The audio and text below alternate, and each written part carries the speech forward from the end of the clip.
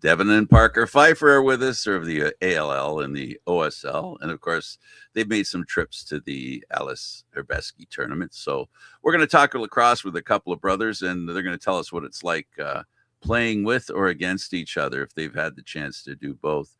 But I guess we can start with the most important question, gentlemen. Thanks for being here. The big question, I guess, is how did you pick up your stick? I guess our whole dad's side of the family, they play lacrosse. So from a young age, I can remember having a stick in my hands. I think I probably started around 3 or 4. Played soccer then, and I remember I had to make the decision whether to choose lacrosse or soccer at around 6. And I just remember the fact that my dad's side all played lacrosse heavily influenced I didn't want to go to any of the Christmas or family parties and people make fun of me being a wimp playing soccer. So I decided to stick with lacrosse. Yeah, and myself, we never even saw the soccer. My younger brother and I, we just, as all we can remember is lacrosse. Started playing around 3 or 4, same as Dev, competitively, or not competitively, but in a program with B minor. But we had the stick in the hands before that. Like as soon as we could, whatever, walk or talk, and we were messing around with each other, playing in the basement or in the backyard, and trying to figure out how to hold the stick and so on. I guess the important question, I seem to have lost my picture. Is it just me? I guess I don't know why I did that. I guess the important question is, what do you get out of it? Like, what keeps you in the game? Well, I guess for myself, I mean, you just love the community that's around. You love the guys that you play with. I mean, I've been fortunate playing here, we'll say in the Whitby or Durham area for the past, we'll say 22 years. So through that time, you really make a lot of good connections and you meet a lot of friends that you have for a lifetime. So that's definitely one of the reasons. We'll say there's still that drive to, at least for myself, make it professionally. So, you're still trying to put in the work, show up to the games out in Six Nations or wherever, on the late night trips and whatnot, to try to still make it. But then ultimately, at the end of the day, it keeps you in shape and you're playing the game you love. So there's nothing really better than going out there, playing the game that you love, getting a good sweat on and having fun.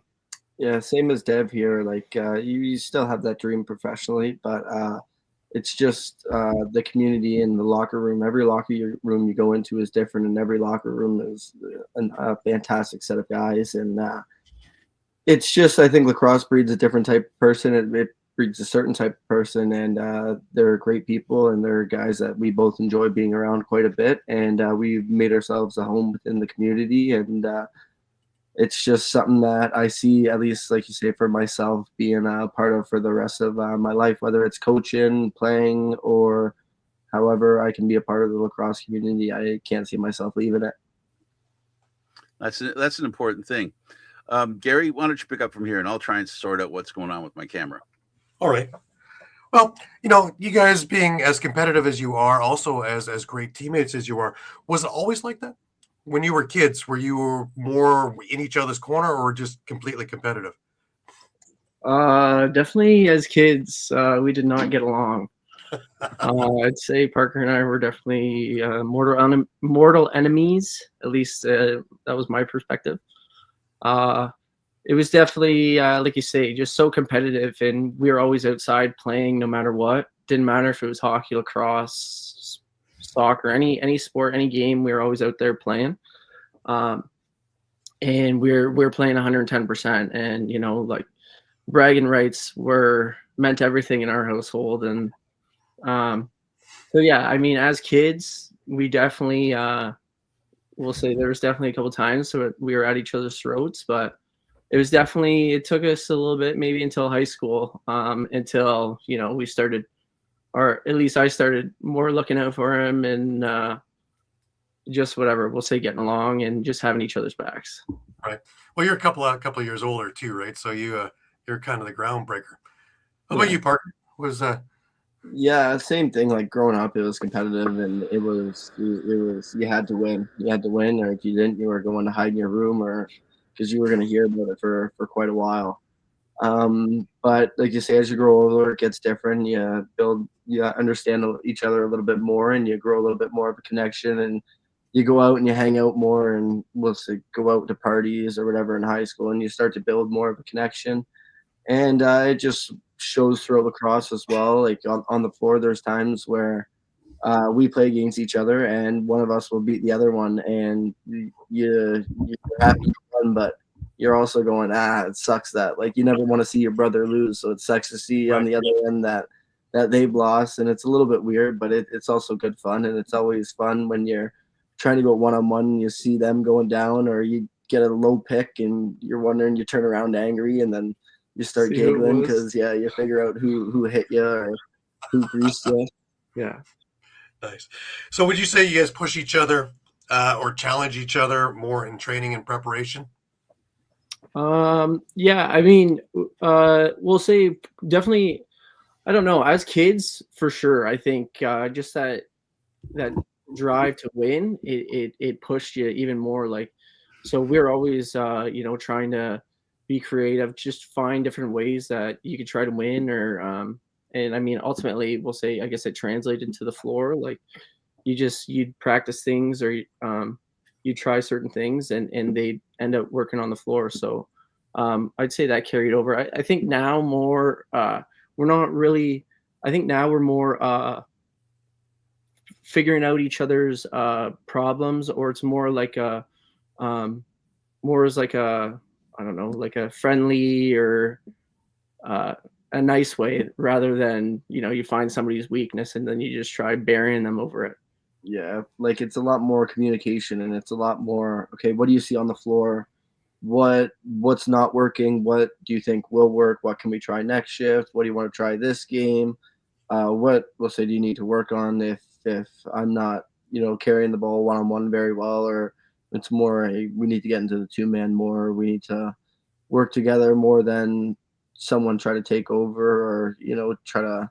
But it's definitely a lot more communicative than pushing each other and trying to get each other going and rally each other up, and it's a changing thing too, right? Because it develops. You develop strengths that maybe you didn't have before, so it's a very fluid relationship, right? Mm-hmm. For sure. I would say it's a maturing thing. Is now, instead of exposing one another, you're covering for one another and working that way. Here's a question for you guys: is what is something that the people overlook from your brother? Devin, let's start with you. What do you think that people overlook Parker's abilities? And Parker, we'll go back to you and what people overlook in Devin's abilities. I don't know. I mean, we'll say at least I would say just the amount of knowledge, or like his IQ and his understanding of the game. Like he's definitely the smartest person. I'd bet the smartest person on the floor pretty well at all times. And just like his IQ, knowing where to be off ball, or like how to slow it down, what to do in certain situations on different types of defense, how the goalie's positioning, where to shoot, stuff like that. Like just, I'd say that gets overlooked, or like I don't know, or like I feel like just his size, like for being how small he is, he's one of the hardest working guys out there. Or like doesn't matter how many times he'll get hit from behind trying to get a loose ball or anything like that. Like just we'll say attitude, effort, all that type of things. Sure. I think for Dev, I think his game just gets overlooked a lot in general. He's been, like you say, top 3 in the ALL for the past 3 years, and leading senior B and top 3 senior B, and he's excelled at every point that he's at. And past his training camp with Georgia, he hasn't really gotten much of a look, and I think that there should be the senior A and the NLL looks that have been there for others that should be there for Dev. I agree 100%. Absolutely.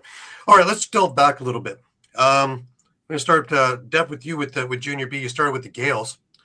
Let's talk about that, and let's talk about how that was instrumental in development towards your journey to where you guys are now?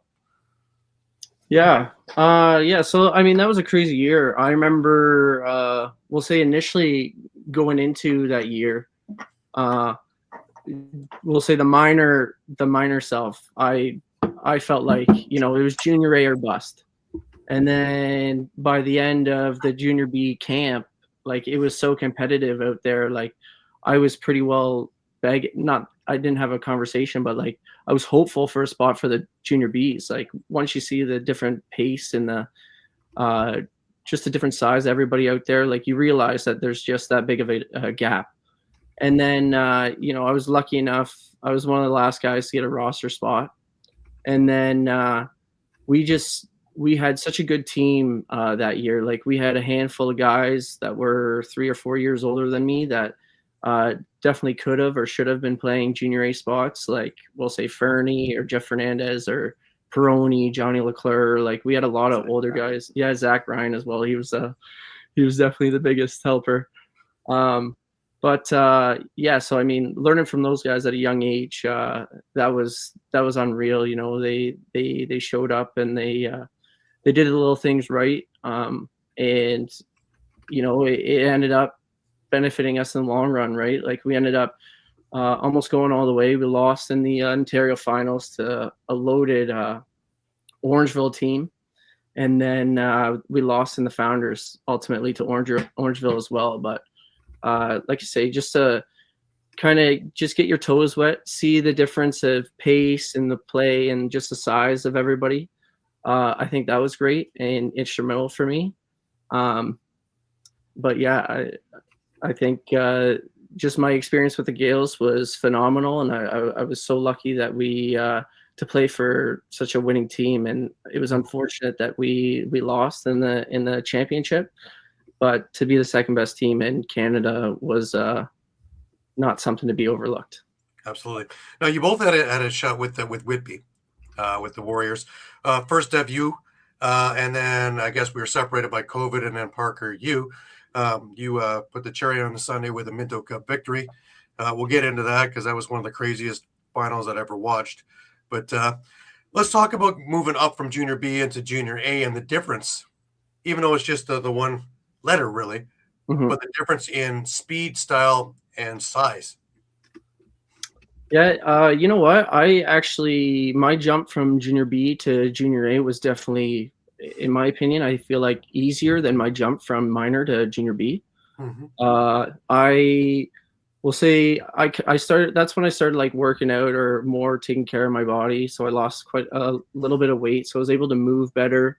And I think at the same time, like there was a righty there, Connor Kernan. He was our captain, and his younger brother Brady and I are really close friends. So as soon as I showed up there, he pretty well took me under his wing and really showed me the ins and outs, what to do, what not to do, and how to try to play at that level. So that really helped me out. So I can't stop thanking him for that. But yeah, so like I say, I feel like that jump wasn't too difficult, but at the same time, like seeing we played the Six Nations 2017, the Six Nations Minto Cup championship team, and like seeing that level of lacrosse compared to junior B, sorry, that was night and day. Like that team there was incredible.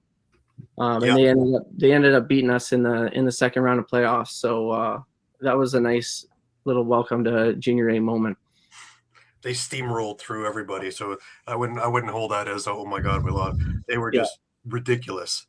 Yeah, we'll say there was one intermission. I forget what the score was, but I'm gonna say we were down by about 7 or 8.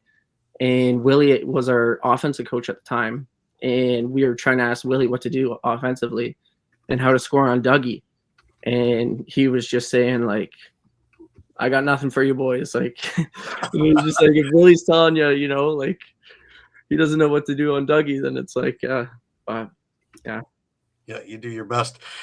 Okay, Parker, you with Whitby, you came in into the 2021, I guess, just after COVID, and what a great team those couple of years in there.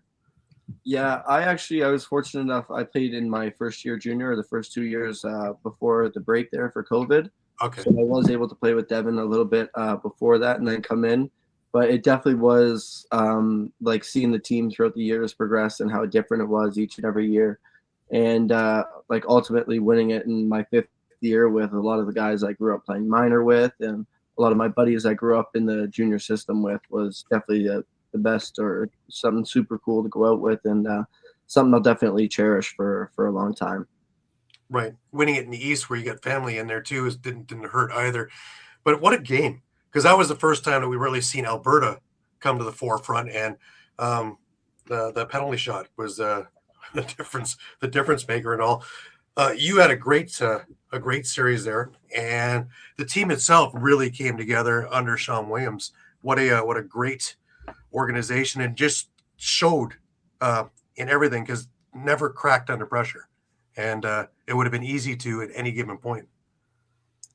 Yeah, definitely. It was interesting, like you say, to see the team progress throughout the years. When I showed up to tryouts and all the guys were at school, I went to college here in Canada, so I didn't play any university lacrosse. So when tryouts were here at home, I was there all the time, and I just saw the team and I thought, oh, like I don't know if we're even going to make playoffs this year.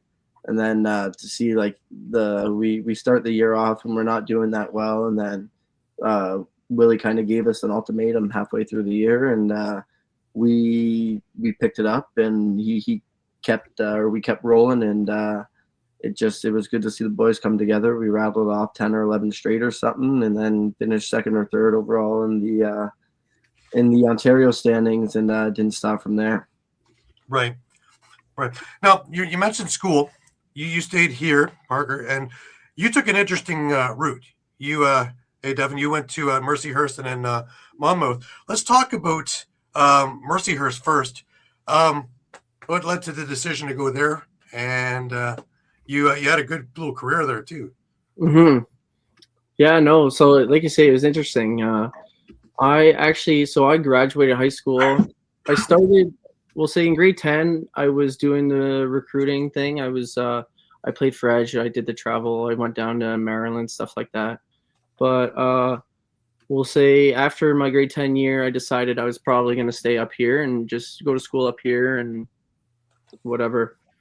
But then I graduated high school, and I wasn't going anywhere. And I get a text from Alan Tsang, who ran Edge, and he said, "Hey, do you have any interest in still going down to school in the States?" And then that led me to talking with Mercyhurst, and they ended up having, we'll say, 4 or 5 attackmen that quit that semester. Mm-hmm. So they really needed myself and then my roommate out from Victoria. His name's Caleb. But so they needed a couple of attackmen, so they needed us desperately. So they ended up giving us scholarships and asked if we can go down there and start the spring semester.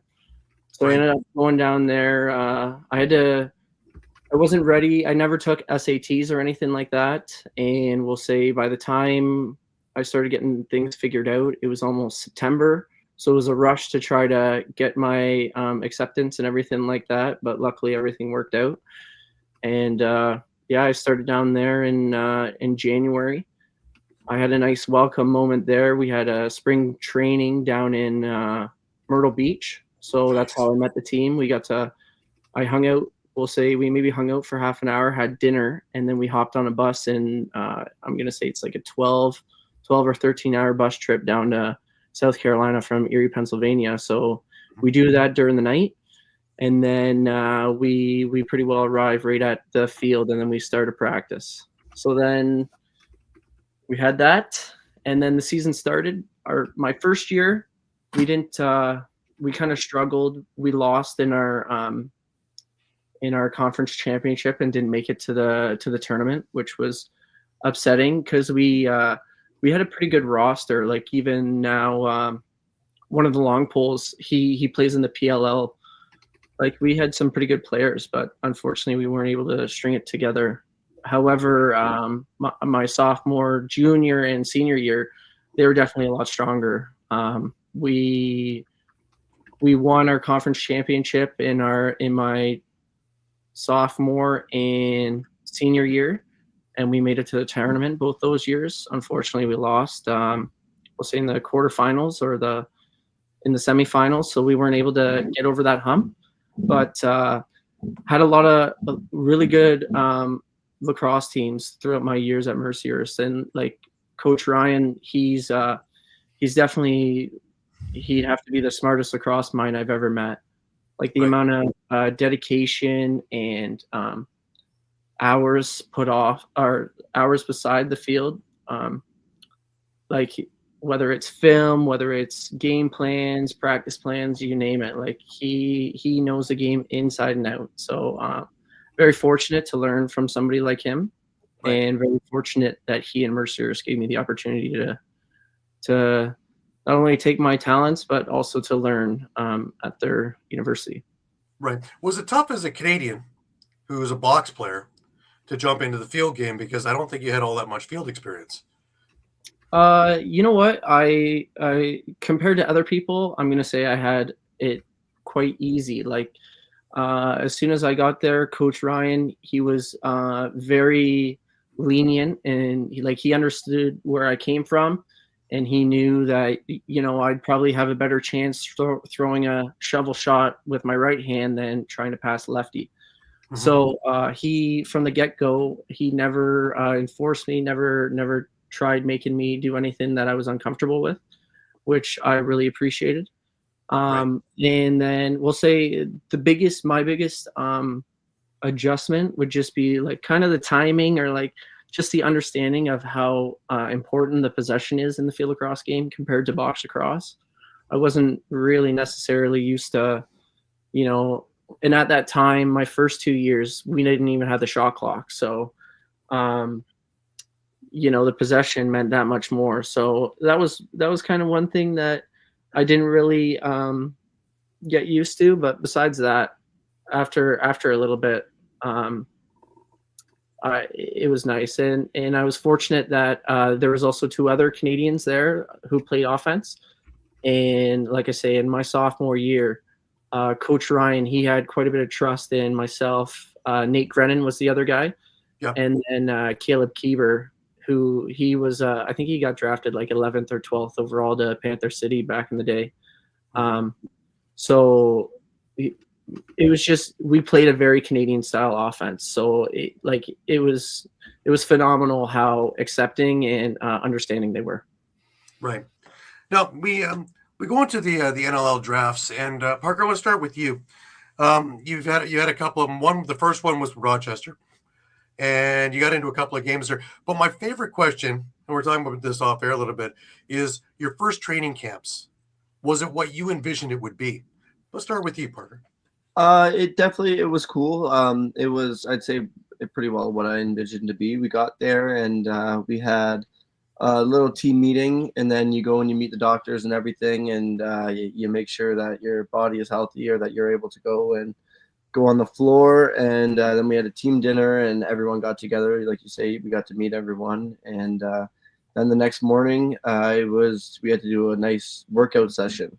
So we had to put up, you to show what you could bench press, what you could squat, how fast you could run, how high you could jump, and everything like that. And that was something cool to watch. And then we got to see the different parts of the arena. So we got to go underneath the gym where the Rochester Amerks and stuff worked out, and they had their little shooting rink and stuff in there. So that was pretty cool to see. And yeah, it was just definitely cool to meet all the guys and see everyone's all like good guys. They all want to see you there. They all want to see you succeed. And yeah, it was cool. And so hopefully, like you say, get the opportunity to go back and do some more. Right. Well, yeah, you had a piece with Colorado as well. That was a little bit different though, because I think that came mid-season or towards playoffs. So it was kind of an extra piece just in case.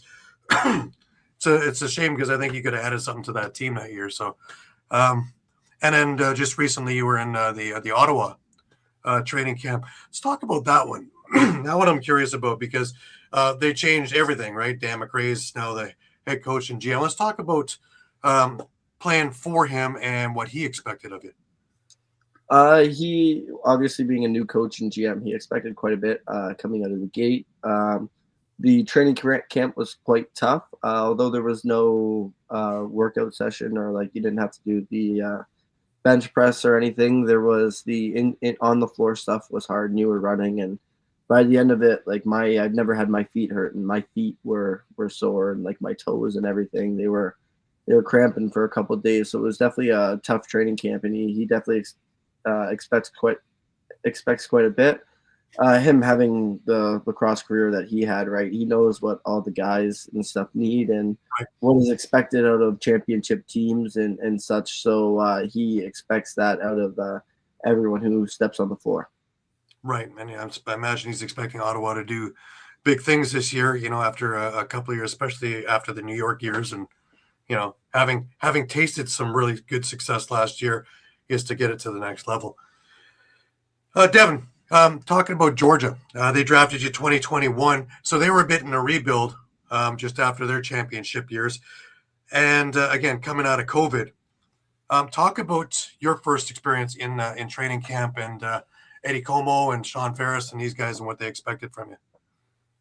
Yeah, I mean, again, I was nervous going down to Georgia. Especially looking at their offense, like the players that they had, obviously like Lyle and Bomber, and then same with Shane Jackson and Brian. What's his name? Brian. 55. Brian Cole. Oh, yes. Yeah. Brian Cole. Yeah. So that was nerve wracking, but I mean, as soon as you got there, same thing as Parker said, like what a welcoming crew. They were so happy that you're there and just happy to see good effort on the floor and everything like that. And they were also insightful, giving you tips or tricks, things to do. So you're just there. You're trying to soak it all in. As far as Eddie Como, I mean, I didn't expect him to be so friendly or like just the atmosphere around there. It was very joking, like very light, everybody knows that they're there to do the job, and they just want to make it so that you enjoy coming to the rink, and it's very light like that. So that was very nice. Right. Now you both had major success in Arena Lacrosse. First, I want to delve into Arena Lacrosse League in its own thing and the necessity, because what I've taken from it over the years that I've been with it and writing for it and things like that is that it teaches a player how to become a pro and stay a pro, and using good NLL coaching, the NLL rules, and getting everybody onto that kind of page and elevating. Am I far off with that? Parker, let's start with you. No, it's definitely like it gets you into the routine of, let's say, playing on the weekends, and there's a lot of guys who have connections with different teams. So I was very fortunate with having Sean Gillies be a scout for a couple different teams, and then him being familiar with me, I was in a position where when they needed a guy, he was maybe able to put a word in or say, hey, I have this player. I'm comfortable with him. He might work out well in this position. So it definitely does prepare you for, like you say, the professional league. It teaches you the rules, and it gets you familiar with that style of game because it is quite a bit different. Being able to use the crease to your advantage instead of having to avoid it pretty well at all costs. Refs are a little bit more lenient in that area, and it's gets you used to shooting on the bigger nets with the spoons, which is something Always you dream nice. about. Yeah. Right. Dev, what's your take on it? Yeah, I mean, like Parker says, there's definitely a difference in how the game's played in the summer and the winter. So it's nice having a league that caters to more of the winter's style of play. So like Parker said, the rules, even like the TV timeout, the break every couple minutes, like that's a game changer, especially coming like having a little bit of time off. So you definitely like that. And I mean, it's also great to just give guys the opportunity to still have the stick in their hand, you know, and like still play competitive lacrosse. Like, and I mean, we're pretty fortunate that there's 3 teams playing out of Oshawa. So the travel's definitely a lot nicer in the winter than it is in the summer for us. Absolutely. Now, the other thing that comes across with the ALL is that the league in itself really works well for you guys. You both have had great careers. Park, you were the MVP last year. I think, Dev, you finished 3rd overall in scoring in that. And both of you have been on different teams, whereas now you're both on Whitby.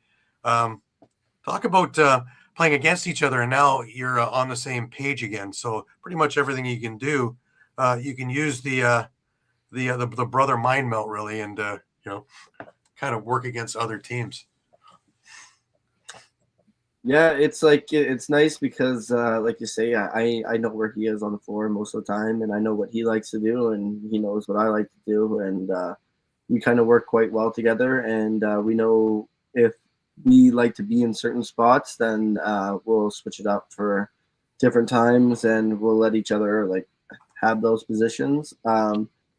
It's definitely nicer playing with each other than against, because like you say, you don't have those awkward feelings after the game or before the game when you have to drive there together and then, you know, drive home and that sort of thing.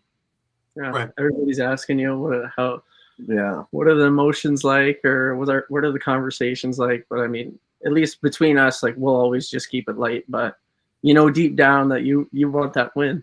Yeah, and it's nice, like you say, for us, we can get under the other team's skin quite a bit, quite often. So You get the inside scoop on the other team, so you kind of know how to get the other guys going. yeah, Nice. or not having to hear, that Pipher's I'm gonna stick him, or whatever. He's a rat, and it's like, Yeah. you don't have to deal with that anymore or anything. Well, hopefully. Yeah, now we just won't hear it. Yeah. It's interesting you mentioned Brian Cole, because when I had him on the show, we were talking about ALL, and we came up with a thought of maybe the ALL could be a lot like the AHL eventually down the road. There's almost enough teams now. I imagine Paul will do some expansion, either west or east or both. And over the years, I think there's been 30 or 35 guys that have gone and stayed in the NLL. Would it make more sense to have each team have their own? That way they can keep control of their draft picks. They can groom them. They can coach them. They can keep their own organization, but still under the tutelage of Paul, because he's run everything so great. Yeah, I mean, I think that'd be a fantastic idea, and I think it'd only grow or promote the sport even further. And like you say, like having a farm system or something where drafted players could kind of play in a system, or where it's just a cohesive unit, that would be nice and ideal. I just think that whether it be financially or the travel, I think that'd just be the tough part behind it. Right. I just think, the exposure there is so good that instead of hanging your stick up after OSL or after MSL, that you guys get to keep going. That I think number one is an advantage to get you looked at, because there's always eyes in there. But number two is, even come summer ball, you guys are way ahead of a lot of the guys who are starting out who haven't picked up a stick in 6 months. Yeah, it definitely makes sense. It's just, I think, hard to get in a position to be able to give each team farm team and such. They do a pretty good job as it is now of trying to connect guys to the league, and I think they are affiliated with the NLL. So like even this year, guys who are on practice rosters and stuff, they don't have to pay their fees for the league. Like, so they are trying to progress it into a way where it is more like the AHL. I think there's quite a bit of work to do. And then also it being like located mostly in Ontario, with each team being within 2.5 hours of each other. And then the same out west, like it gives advantages to certain teams. Like they're able to have their farm teams in their exact area, where like teams like Georgia or Colorado or Vegas, there's just no shot of their farm team having as much of a connection as what their teams do on the floor and such. Right. Yeah, I have to give some to US Box because they're starting to model after it, but they're way behind in that respect for something like an ALL. I think PBLA was the closest thing that they got, and that went down quickly. Let's talk about the Hrebesky tournament. I love the play. I love it from the moment I stepped off the plane. I loved it. One of my favorite takes on it was having Brady Kiernan on the show, and he had the most memorable thing talking about you're walking down a street in a neighborhood, and people are walking their dog and going to school, and there's a rink in the middle of a neighborhood. What was your first impression about coming in there and just taking a look around and going, whoa? Dev, let's start with you. Yeah, I mean, that pretty well sums it up. I remember it was just that was my first time ever going to Europe, so I was just pretty well mind blown the whole time, or trying to take everything in, and it was just it was a crazy experience having to go from the Airbnb, hop on a train, to then make your way to the rink, and like you say, then you have like a 5 or 10 minute walk in a residential area, and then out of nowhere you have this massive facility where like some of the most passionate fans I've ever seen, or like people that care about the game. And it was just incredible to see that firsthand, but it was just crazy to also just know that there's people outside of, we'll say, Canada or Ontario, like, who really truly care about the game, like box lacrosse, like that.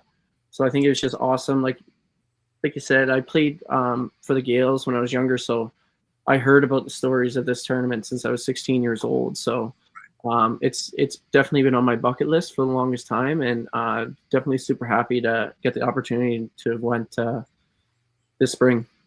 Right. Parker, what's your thoughts on this place? Yeah, I think it's just incredible that, like you say, a place like this exists in the world. I think there should be tournaments like this more in around here. I don't know why there can't be. I think, like you say, the fan atmosphere, it's so cool, and they just do it the right way, where they have the pub right there, and it's cheap drinks, and the spectators and everyone, they go and they enjoy it, and they get into the game a little bit more. And like you say, they really truly care about the sport there. They don't play it because they think they're going to get famous, or they think they're going to go to the NLL. They play it because they want to, and they want to show up for LLC Raritan, or they take that crest that's on their chest. They take it seriously, and like they grow up watching it, and that's what they want to do. Right. Now, playing for Team Tel Aviv, interesting in its own right. We'll get to how you got involved with that, but it had an extra meaning, especially 2018 when they won, because as David Denneberg had sent me a picture of 1939 and Hitler marching his officers on that spot. To have Tel Aviv win the championship, I guess good triumphs over evil and everything, right? Yeah, absolutely. Like Tel Aviv obviously being a historic team, and they're like guys just so deeply connected to the roots and such there. It's so cool to go and be able to win games and such on in places like that. Right. Talk about, well, you guys had such a great one last year too, because nobody beats Raritan in their hometown, and not did you beat them once, you beat them twice, and both of you guys were big parts of it. One was in a rain bowl, so let's talk about that. The next time you see a game canceled because there's a few drops of sweat on the floor, playing in torrential downpours is a whole other animal, isn't it? Oh yeah, that's definitely one thing I did not really think about, especially, and you'd think that just be common sense, but like, you know, that you're playing in an outdoor bowl, but I did not think about rain or anything like that. And the shoes that I brought, I should have brought ice skates. Like, they were pointless out there. So like you say, that first game that we played, I think it was only like 2-1 or 3-2. Like, it was a very low scoring game. Like, the puddles that were on the floor were just insane. So that was an interesting game, but like you say, it was nice to come out with that win. I think we won the shootout there. No, I don't think that one. I think that was the next one that we won in the shootout. I thought the first time we played them, we won in the shootout in the round robin. No, I think it was the second one. Oh yeah.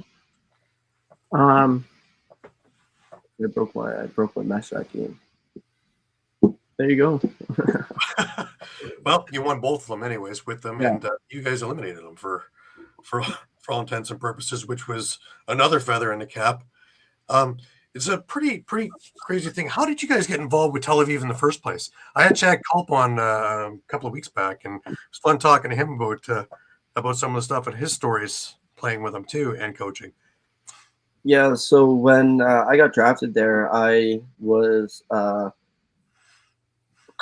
Gavin Prout was someone who was contacting me and stuff before the draft, and he was Rochester's offensive coach at the time. Mhm. So he was someone who was on the bench for Tel Aviv, and he just said, "Hey, there's a tournament here. You want to come out, keep the stick warm and such."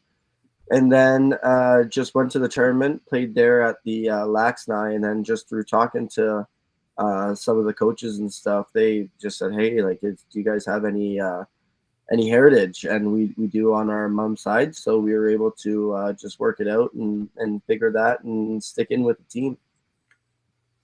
That's wild. That's wild because the program itself it's come together over the years, and really watching you guys in there, you guys just meshed nicely. Talk about on that team. You've got Israeli players, you've got Canadian players, you've got otherworldly players, and to me, it's probably the most worldly team we got out there because everybody else is coming from either Ontario or coming from Poland or whatever they're doing. You guys are a mishmash, and to be able to get everybody on the same page is a trick and a half, and you guys pull it off beautifully.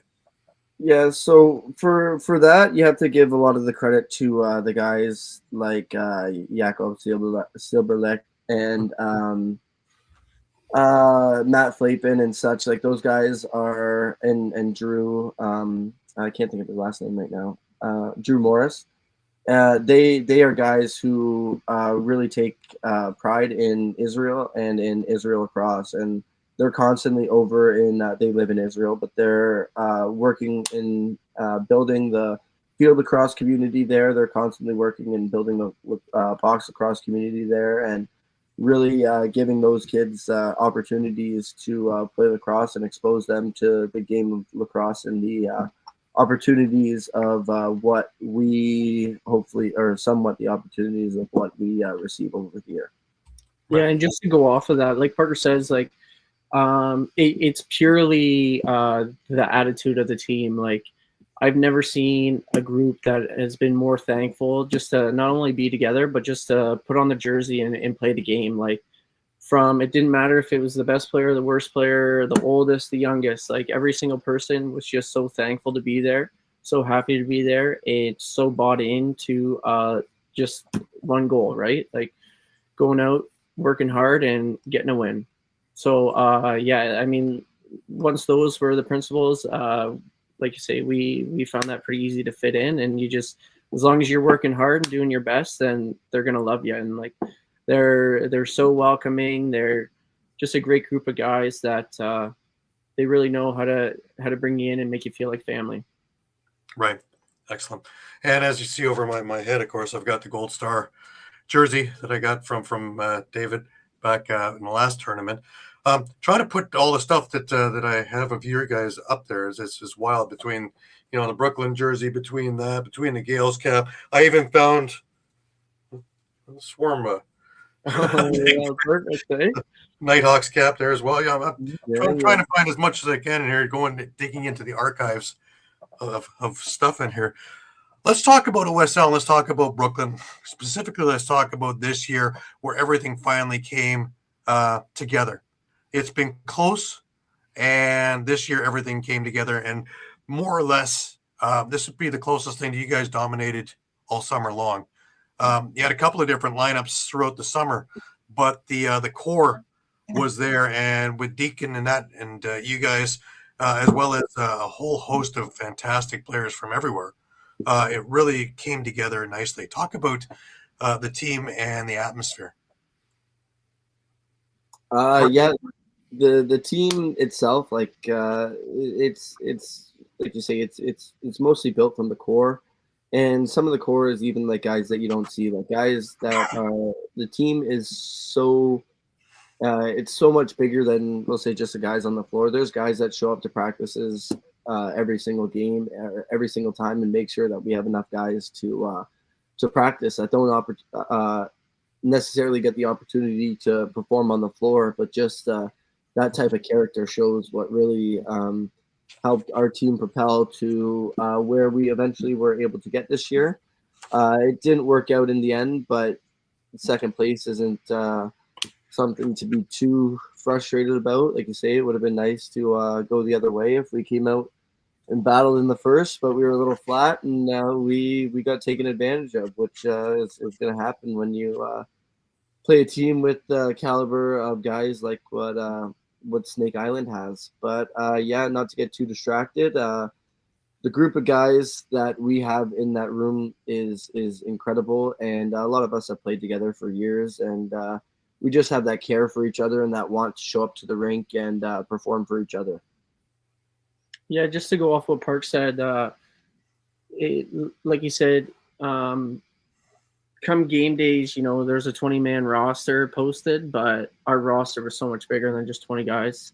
And, we only go so far as, the guys that are coming out and actually helping us field the practice, because we have a lot of guys that are coming from out of town, right? So they're not always able to make it on a Wednesday night practice or whatever after work. So it's these other guys that are showing up at Clearview to play a Sunday game that really aren't getting the recognition that really they're the backbone of our team. And in saying that, having that culture where, you're just happy to be there and play, that just, it builds as a whole. And we, as a team, we're always going out after drinks or hanging out, whether it's parties, stuff like that, we're getting together. So that's nice, right? Because bonding off the floor is almost just as important as having a connection on the floor. So it was a really fun year in that sense. And like Park says, a great group of guys, all mostly from around here. So you know what you're getting every day that you show up to the rink. You know these guys in and out. So that's definitely fun as well, right? Like, playing with somebody for the past however many years, and like the amount of inside jokes and everything like that. Like that's why you keep playing, right? So definitely, definitely a good group. But like Parker said, there was a lot of effort gone into this year, not only on the floor but off the floor, whether it was behind the scenes with Prouder and everybody trying to figure out to make it streamlined. But unfortunately, not all good things come to an end, and it was just a good taste, because this is my fourth year with the merch, and my first year we actually folded the last 2 games of the year because we couldn't even field the team. So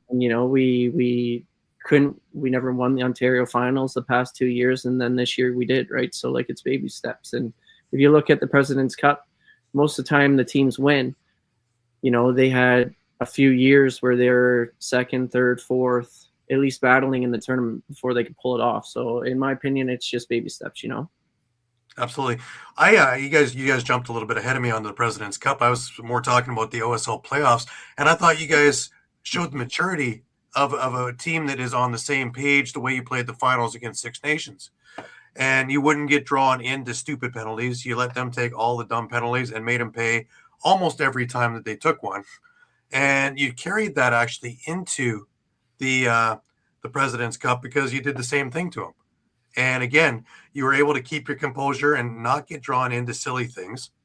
And that's just a sign of maturity and a team that works well together. I love what Gavin Proud has done with the whole organization and bringing it back for the front of the jersey and not the back of the jersey, playing for the Brooklyn name, whether it's the Merchants or it's the Brooklyn Lacrosse Club, and bringing that kind of heritage back and bringing those kind of people back, which brings that kind of the feeling, the aura of the team back to something that was very special in the early 2000s for both. And I think that you guys are on the right track. As for the President's Cup, you guys had a great tournament, and the final, I really wouldn't worry about that. They had a great game plan. They figured a way how to box both of you guys out, where you guys were doing all your damage inside, and they made you pay every time you thought about going anywhere near it. And they just pounded, ground and pound. And it kind of took you guys a little off guard. And once it started settling in, by the time you guys had an answer, we were already deep into the third, and that's it. And that, I think the next time around, you guys are that much wiser to what's going on, and I don't think you guys get get pushed into that kind of situation where you're trying to figure out new ways on the fly. So I think it's just the evolution of your team, and it's what you said. It's more than baby steps. I think it's just giant steps towards the next goal, because you never made it to the you never made it to the finals here, and then now it's about not just being there; it's about taking home the trophy. For sure. Yeah, so like you say, I think it comes with maturing. We had previously lost in the past couple Ontario finals to Six Nations from them just beating us up, and us eventually, like I think both times we were up in the series and they came back and reverse swept us. And like that was just from them beating us up and us starting to get frustrated and retaliating, maybe not in the right way, and stuff like that. So I think we were just able to take that and bring it on into the future years. And yeah. Right. Now, the brotherly element. Let's talk a little bit about that. The idea of the Pipher brothers, that's becoming a brand all of its own. You guys have been able to elevate and actually put fear into other teams, knowing that both of you are coming, and you both continually are in the top echelon wherever you're playing, whether it's in OSL, whether it's in ALL, it doesn't really matter. You guys elevate the team and elevate your own play to whoever you're playing. Do you see this moving even further forward down the road as coaching? You know what? I mean, I would love to. I would love to. However, I mean, I think eventually I will coach. I don't think that we will coach together, just because I feel like we really are, at least myself personally, I really only know offense, and Parker, he's also a specialty in offense. So I feel like that just wouldn't really match up too well, or at least it wouldn't be the most beneficial. Like I feel like at least he would try to find a friend who plays defense, and I would probably try to find a friend who plays defense. You know what I mean? Try to get a good balance. Yeah, I did a bit of coaching last year. I was looking to do it again this year. Unfortunately, wasn't able to get a team in Whitby at least. And I think what makes it difficult as well this year, like if I were to get a team, I wasn't thinking of having Devin on the team because we both still play on the same team. So if I have to miss something for lacrosse, then that would take him away from the bench as well. And that's just it affects the kids, and I don't think that's something that needs to be dealt with. I think you can avoid that early on, and if you can, you should. Right. Have you guys thought about doing camps or clinics? Something for March breaks, something for summer programs, and open out for the Clarington area, being that you're there. Yeah, I think that'd be a good idea. It definitely not only to give back to the community, but could be a little side gig. I think, especially now with Oshawa getting an NLL team, hopefully that just makes there that much big of a boom. I'm going to say, just in the past, there's been a few guys that have run camps around here, guys like Dyson or even like Adam Gardner, stuff like that. So at least myself, I've kind of leaned away for it just because they kind of got a bigger name or a bigger following than I do. So, but I think it is a good idea. And I think that's slowly changing. I think your names in lacrosse are, elevating to the point where most everybody who's in it know the Pipher brothers. So I think it's time to capitalize on that. Parker, you agree on that?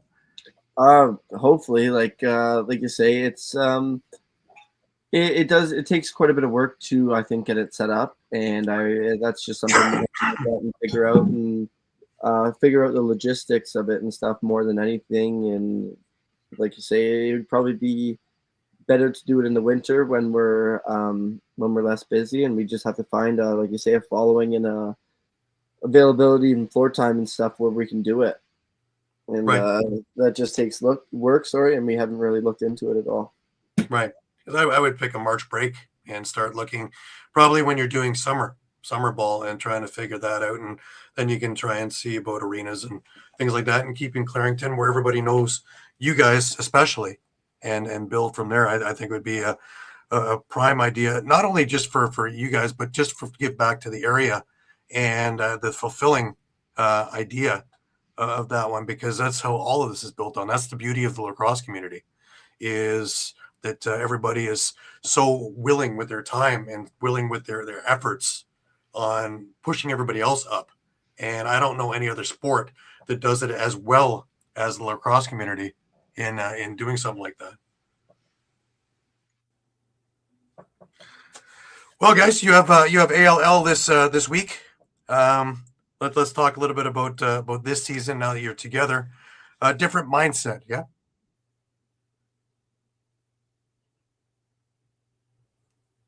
I think we've lost them. I think we've lost them. Well, Okay. I guess we, if they can hear us, thanks for doing this, guys. We really appreciate you. Of course, Absolutely. The two brothers, Devin and Parker Pipher. Nope, doesn't look like they're coming back, Gary. No, it doesn't. No, but I want to thank them for taking their time on a Thursday evening, later in the evening. On top of that, in a snowy little week here in Ontario. Oh, they're gone. Oh boy. Well, They're gone completely. Yeah. All right. I really want to thank them for taking the time and doing it. It was a wonderful interview. They are playing this weekend, ALL, over in Oshawa on Saturday. So if you have an opportunity, go out and have a look at it. For next to no cost, you're getting NLL style play, and it is worth every penny. And it is so much fun, and these games are so competitive. Give it a look. Frank, as always, thank you so much for being with us. Well, thanks, Gary. For Gary Groob, I'm Candid Frank Stanisci. Thank you for joining us on our Thursday show, NLL Lacrosse Talk. And tonight, a little different time. We'll be back at 4 o'clock probably next week. Thanks for watching, everybody. We'll see you around enjoying lacrosse. Pick up a stick, give it a shot, see how you like it.